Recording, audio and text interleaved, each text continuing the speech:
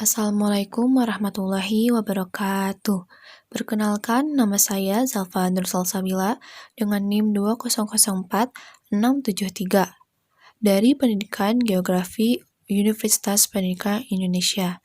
Di sini saya akan menjelaskan mengenai materi tentang teori pembentukan alam semesta dan terbentuknya bumi. Pertama-tama, kita akan menjelaskan terlebih dahulu mengenai pengertian alam semesta. Adapun pengertian dari alam semesta. Pengertian alam semesta bisa disebut juga dengan jagat raya atau universe. Universe merupakan istilah yang digunakan untuk menjelaskan seluruh ruang waktu tempat kita berada dengan energi dan materi yang dimilikinya.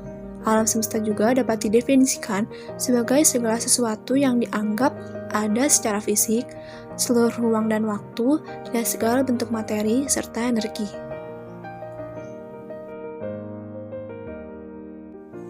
Adapun teori mengenai pembentukan alam semesta, yang pertama ada teori Big Bang. Yang kedua ada teori steady state. Yang ketiga ada teori osilasi. Dan yang keempat, ada teori kuantum. 1. Teori Big Bang, atau teori yang sering kita sebut dengan teori ledakan besar. Teori ini menyebutkan bahwa bumi terbentuk selama puluhan miliar tahun. Mulanya, terdapat gumpalan kabut raksasa yang berputar pada porosnya. Putaran tersebut menyebabkan bagian-bagian kecil dan ringan dari kabut terlempar keluar dan berkumpul membentuk cakram raksasa. Di satu waktu, gumpalan kabut raksasa tersebut meledak dan membentuk galaksi serta nebula.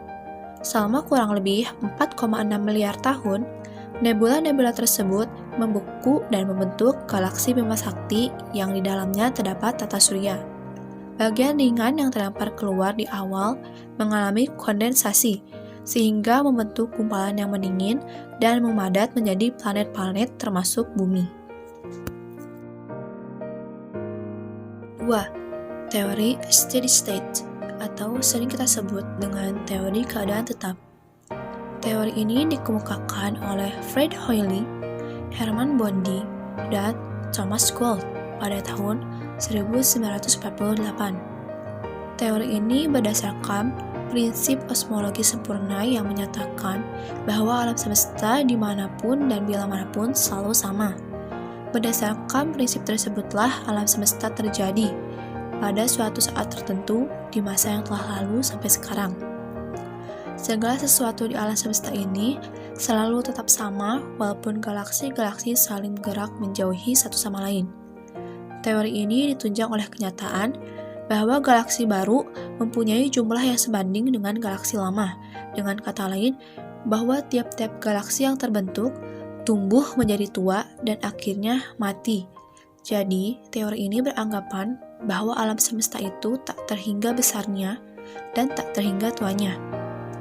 Dalam teori keadaan tetap ini, kita harus menerima bahwa zat baru selalu diciptakan dalam ruang angkasa di antara berbagai galaksi, sehingga galaksi baru akan terbentuk guna menggantikan galaksi yang menjauh.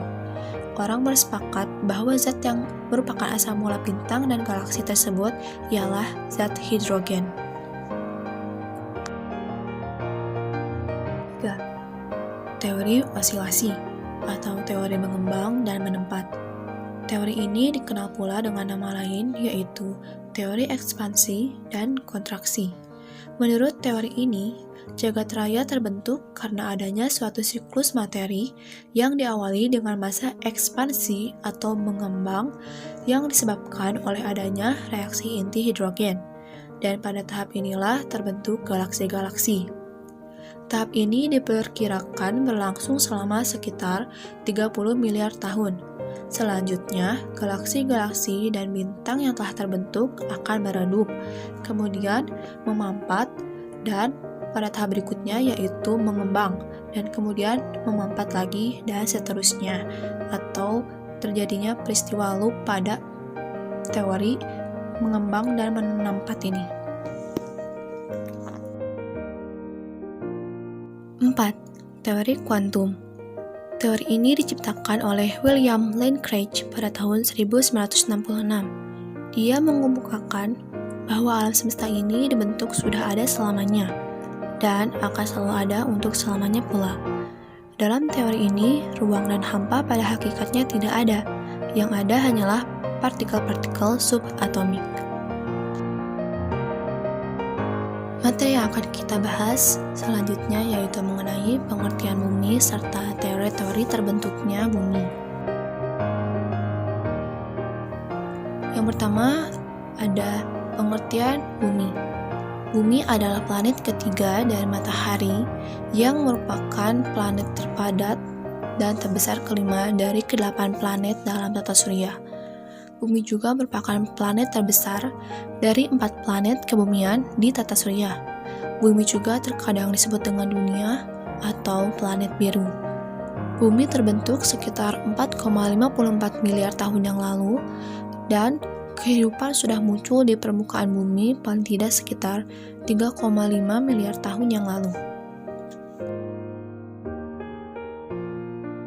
Adapun teori-teori mengenai terbentuknya bumi, yang pertama ada teori nebula, yang kedua ada teori planetesimal, yang ketiga ada teori tidal atau teori pasang surut, yang keempat ada teori awan debu, dan yang terakhir ada teori bintang kembar.